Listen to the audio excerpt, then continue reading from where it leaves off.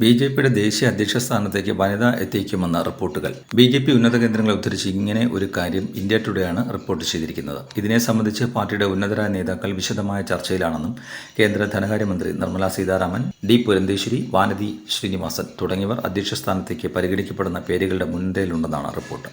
ദക്ഷിണേന്ത്യയിൽ സ്ത്രീ വോട്ടർമാരെ അടക്കം സ്വാധീനിച്ച് നേട്ടമുണ്ടാക്കാനാണ് തെക്കേ ഇന്ത്യയിൽ നിന്നുള്ള ഒരു വനിതയെ തന്നെ പരിഗണിക്കുന്നത്.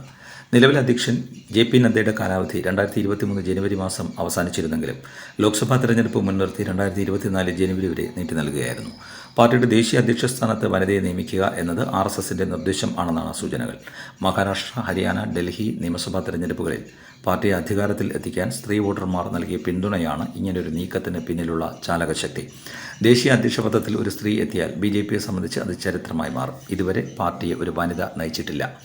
ഏറ്റവും കൂടുതൽ സാധ്യത കൽപ്പിക്കപ്പെടുന്ന നിർമ്മലാ സീതാരാമൻ ഇക്കഴിഞ്ഞ ദിവസം ജെ.പി. നദ്ദയുമായും പാർട്ടി ജനറൽ സെക്രട്ടറി BL സന്തോഷുമായും കൂടിക്കാഴ്ച നടത്തിയിരുന്നു. ദക്ഷിണേന്ത്യയിൽ ബി.ജെ.പിയെ കൂടുതൽ ശക്തമാക്കാൻ നിർമ്മലയിലൂടെ സാധിക്കുമെന്നാണ് വിലയിരുത്തപ്പെടുന്നത്. ആന്ധ്രാപ്രദേശിലെ രാജമുന്ദ്രിയിൽ നിന്നുള്ള ലോക്സഭാംഗമാണ് ഡി. പുരന്ദേശ്വരി. ഓപ്പറേഷൻ സിന്ദൂറിന് പിന്നാലെ വിദേശ രാജ്യങ്ങളിലേക്ക് കേന്ദ്ര സർക്കാർ അയച്ച സർവകക്ഷി പ്രതിനിധി സംഘത്തിലും ഇവർ ഉൾപ്പെട്ടിരുന്നു. ആന്ധ്രാപ്രദേശ് ബി.ജെ.പി മുൻ അധ്യക്ഷയായ പുരന്ദേശ്വരിക്ക് സംസ്ഥാനത്ത് പാർട്ടിയെ നയിച്ചുള്ള അനുഭവ സമ്പത്തുമുണ്ട്. കോയമ്പത്തൂർ സൗത്തിൽ നിന്നുള്ള നിയമസഭാംഗമാണ് അഭിഭാഷകയായ വാനതി ശ്രീനിവാസൻ. 1993 ബി.ജെ.പിയിൽ അംഗത്വമെടുത്തു. നിരവധി നിർണായക ചുമതലകൾ വഹിച്ചിട്ടുണ്ട്. 2020 ബി.ജെ.പി മഹിളാ മോർച്ചയുടെ ദേശീയ അധ്യക്ഷ സ്ഥാനത്തെത്തിയിരുന്നു. 2022 ബി.ജെ.പി സെൻട്രൽ ഇലക്ഷൻ കമ്മിറ്റിയിലുമെത്തി. ദക്ഷിണേന്ത്യ പിടിക്കാനുള്ള നിർണായക നീക്കമാണ് ഈ വനിതകളെ തലപ്പത്ത് കൊണ്ടുവരുന്നതിലൂടെ ലക്ഷ്യമിടുന്നത് എന്നതാണ് വിലയിരുത്തലുകൾ.